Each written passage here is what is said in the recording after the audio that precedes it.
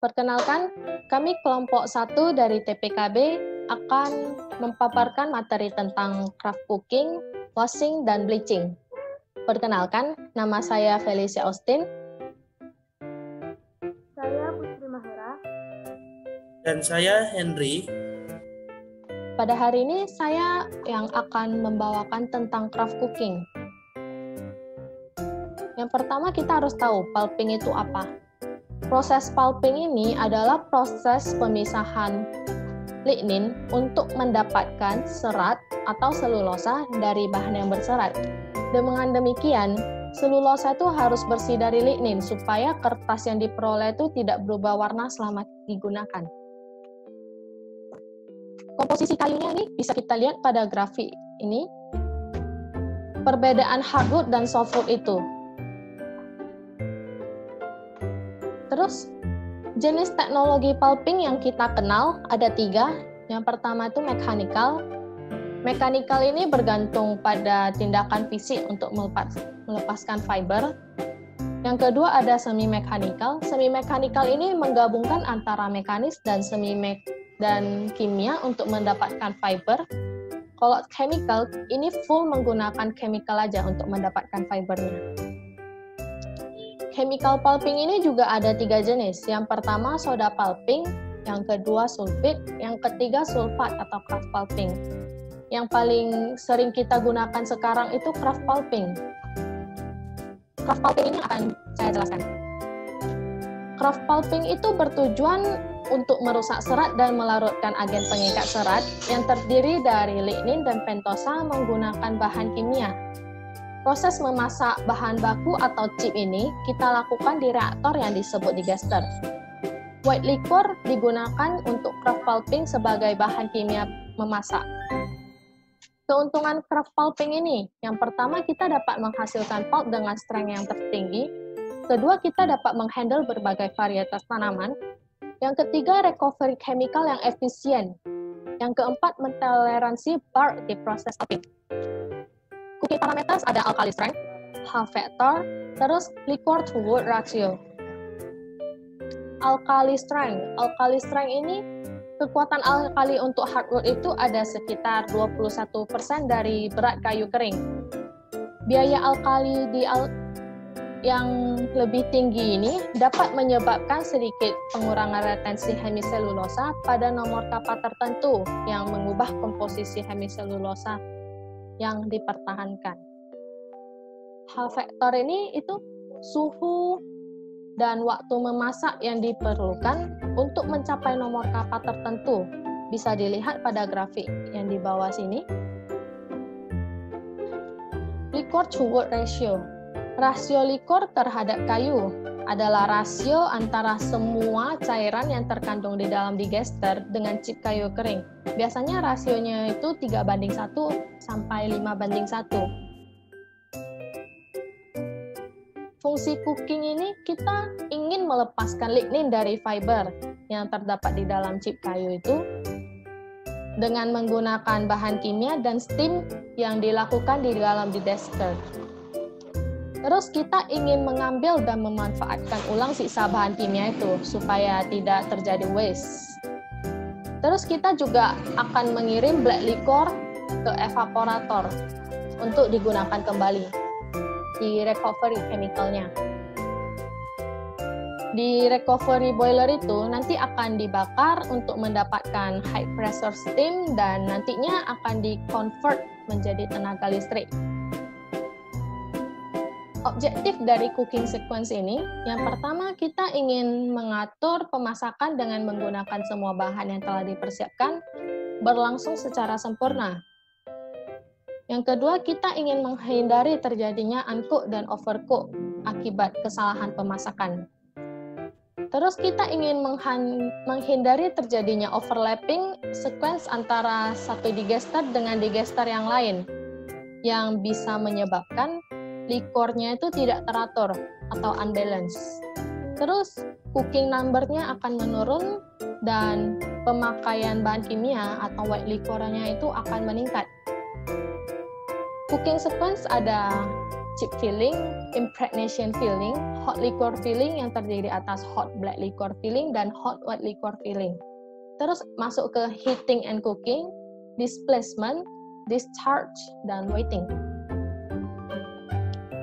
Yang pertama fungsi chip filling itu.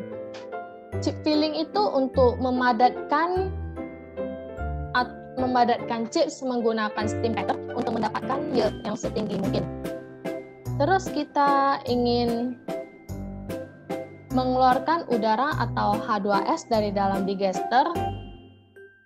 Kita juga ingin meminimalisir channeling.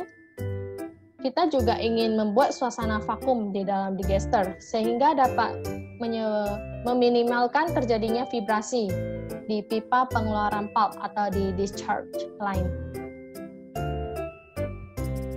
Fungsi dari impregnation filling itu, yang pertama itu penetrasi awal likor ke dalam chips. Terus untuk menghilangkan udara di dalam pori-pori chips, membuat permukaan chips menjadi netral karena sebelumnya bersifat asam dengan pH 5-5,5. Terus kita juga ingin mengurangi zat ekstraktif yang ada di permukaan chip, membuka permukaan lumen sehingga likor bisa masuk ke dalam chipnya, mengeluarkan fines yang ada di dalam digester agar tidak terjadi penyumbatan pada top strainer untuk mengurangi WBL-TAA ke evaporator.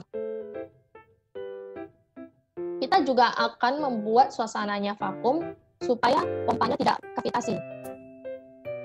Terus kita juga akan menaikkan tekanan digester hingga 8 bar, sehingga penetrasi alkalinya lebih cepat. Sekarang fungsi hot black liquor filling. Ini kita akan melanjutkan penetrasi dari black liquor ke dalam chips menggunakan konsentrasi dan temperatur yang lebih tinggi, mengeluarkan sebagian air yang ada di dalam chips dalam bentuk gas, menaikkan temperatur dalam digester mendekati suhu pemasakan, memulai merusak rantai lignin yang ada di dalam chip, menjaga Hubble efisiensinya 100%. Fungsi hot white liquor filling. Ini untuk melanjutkan penetrasi white liquor ke dalam chip pada bagian bawah digester menggunakan konsentrasi dan tekanan yang dan temperatur yang sangat tinggi. Terus untuk mengeluarkan sebagian air yang di dalam chips juga, menjaga temperatur digester mendekati suhu pemasakan, merusak rantai lignin yang ada di dalam chips. Fungsi heating and cooking, menyamaratakan konsentrasi white liquor yang ada di atas, di tengah, dan di bawah digester, supaya mereka semua sama. Terus mau menaikkan suhu digester mendekati suhu pemasakan, 151 derajat Celcius sampai 153 derajat Celcius. Untuk melanjutkan penetrasi ke dalam chips, mengeluarkan sebagian air dan melepas rantai lignin dari selulosa dan hemiselulosa yang ada di dalam pulp. Terus fungsi displacement. Di sini kita udah menyetop reaksi antara white liquor sama pulpnya agar fibernya tidak tergradasi. Pencucian awal pulp dan mengurangi soda loss yang akan terbawa ke washing, mengeluarkan lignin dan sisa alkali dalam digester untuk dipakai pada digester yang lain. Fungsi discharge, mengosongkan digester dengan cara mengeluarkan pulp. Menjaga konsistensi pulp 5-6% menuju discharge tank, mengurangi soda loss dengan cara menambahkan dilusi.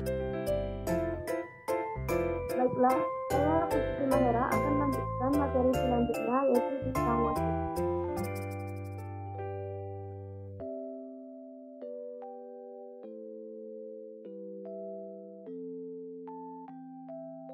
Tujuan pencucian dari bubur pulp ini adalah yang pertama, untuk membersihkan atau memurnikan bubur pulp dari lindi pemasaknya. Yang kedua, untuk menghemat biaya bahan-bahan kimia pemasak agar dapat dipakai kembali. Yang ketiga, untuk mengumpulkan bahan-bahan yang tidak larut dan dipakai kembali sehingga bahan bakar pada tahap pemasakan.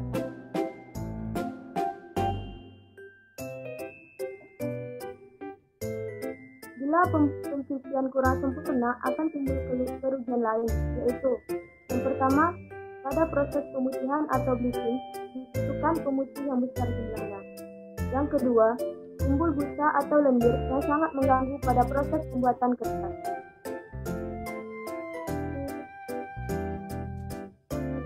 Bubur pulp dari knotet dicuci dalam unit washer. Di dalamnya dilengkapi dengan sistem vakum sehingga bubur pulp dapat dicuci dengan baik dengan hasil sistem tidak melekat pada dinding washer dan terus berputar. Di daerah inlet, bubur pulp dicuci dengan air panas dengan sistem penyemprotan secara berlawanan.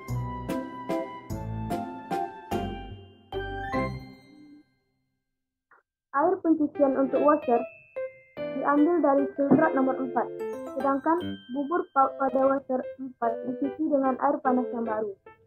Bubur pulp yang menempel pada dinding washer dipotong dengan ducted black yang dipasang sedemikian rupa, sehingga bubur pulp yang sudah bersih tidak bercampur dengan bubur pulp yang kotor. Bubur pulp dari ducted black dihancurkan lagi dengan menggunakan repulper wow and high speed. Hasil pencucian dari washer dimasukkan ke washer stop dan dengan konsentrasi 10-12 untuk selanjutnya dikirim ke unit penyaring. Air panas yang digunakan untuk mencuci di washer dengan temperatur yaitu 70 derajat Celcius. Air pencucian dipakai pada washer kemudian dipakai untuk menghancurkan bubur sebelumnya. Dinding hitam atau black lacquer digunakan untuk mencuci bubur kayu di washer dan dapat memberikan kekentalan atau kekuatan untuk masing-masing tahap dan di dalam kotoran bubur kayu untuk masing-masing tahap. Dinding hitam tersebut lalu dipompakan ke bagian evaporator atau sistem recovery dan bubur kayu yang sudah bersih dari washer dimasukkan ke tangki yang disebut undipped stopper. Antara 98% sampai 99% dari bahan kimia yang dipakai keluar dari bubur pulp ini. Kandungan soda dari bubur pulp maksimal kira-kira 10 kg Na2S kompleks per ton pulp kali. Dan soda itu begitu kuat terikat pada bubur pulp. Natrium tersebut meninggalkan sistem pencucian atau bersama bubur pulp dalam bentuk natrium sulfat yang bersifat organik yang dinyatakan sebagai Na2S kompleks. Fungsi dan mekanisme pencucian pulp.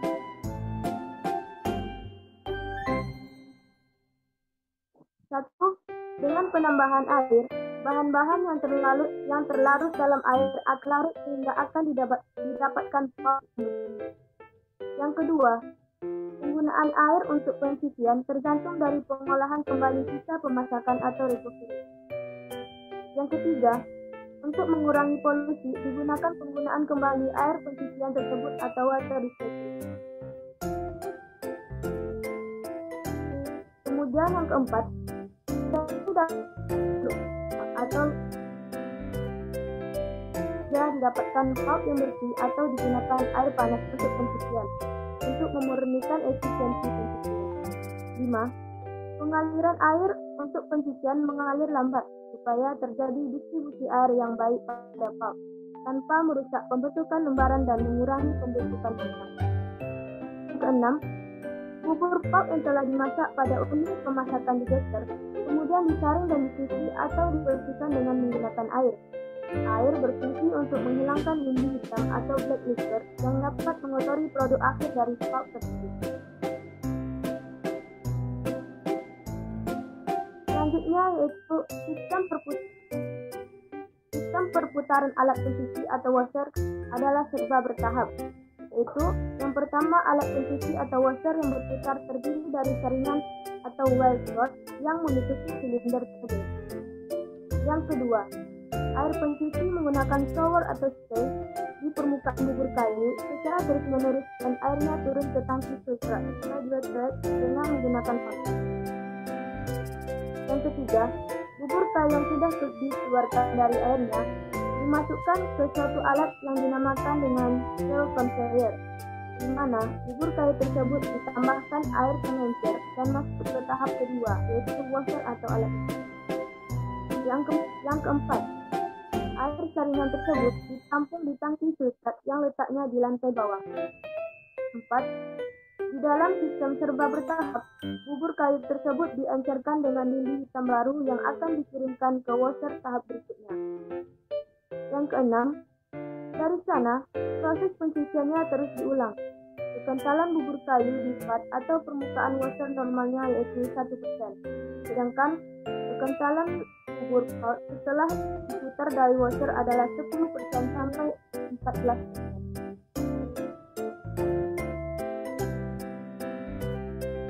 Selanjutnya yaitu drum washer. Teman-teman dapat melihat pada slide tersebut, di sana terdapat gambar vakum drum washer. Fungsinya yaitu mencuci pulp untuk memisahkan pulp dengan cairan pemasak dari digester dengan menggunakan sebuah drum yang berputar, seperti yang ada pada di gambar. Vacuum drum washer merupakan suatu alat pencuci yang terdiri dari sebuah drum yang berputar yang dilapisi oleh wire atau media penarik dan dilengkapi dengan tower pencuci. Bekas air pencuci atau black liquor secara gravitasi masuk ke dalam sebuah tangki penampung atau filter tank. Air aliran ini menimbulkan vakum permukaan well sehingga mempercepat proses pencucian.